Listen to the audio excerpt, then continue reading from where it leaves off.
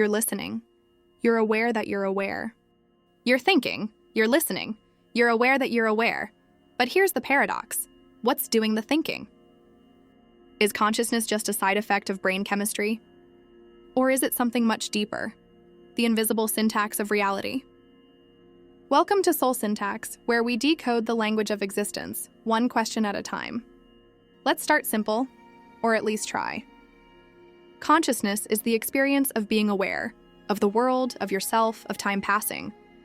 It's not just reacting, it's knowing that you're reacting. René Descartes famously said, "I think, therefore I am."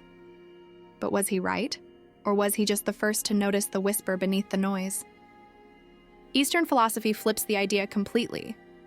It says, there is thinking but no thinker. So, who's right? Are we the voice inside our heads? Or the awareness that hears it? Neuroscience has done incredible things. We can map the brain, track signals, predict decisions. But here's the problem. None of it explains why we feel anything. You can observe neurons firing when someone sees a sunset. But that doesn't tell you what it feels like to see one. That gap between reaction and experience is called the hard problem of consciousness. It asks, how does physical matter give rise to the non-physical? Why does biology create joy, fear, love? We don't know. Not really. And maybe that's the mystery that matters most. There are many theories trying to answer the riddle. Materialism says the brain produces consciousness and like steam from boiling water. When the brain stops, so does the mind. Dualism says the body is the machine, the mind is the ghost that drives it. Separate, maybe even immortal. Then there's panpsychism, the radical idea that everything has awareness, even atoms, even air. And finally, integrated information theory, or IIT.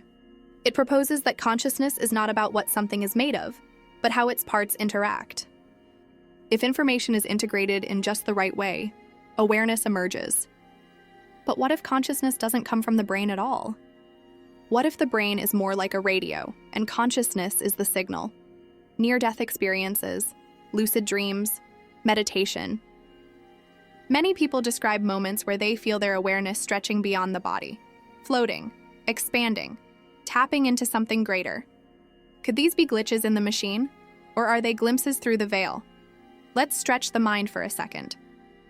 What if your dreams are the real world, and this is the dream?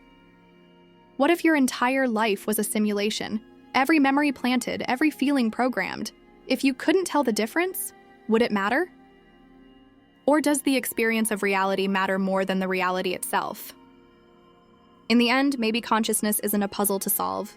Maybe it's a mirror, one that reflects us back to ourselves, not as thinkers or doers, but as being itself. Maybe you aren't in the universe. Maybe the universe is in you. This was just the beginning. In episode 2, we'll ask, can AI become conscious? What separates thinking from being? If this stirred something inside you, subscribe, like, and share this with a fellow seeker. Until next time, stay curious. Stay conscious.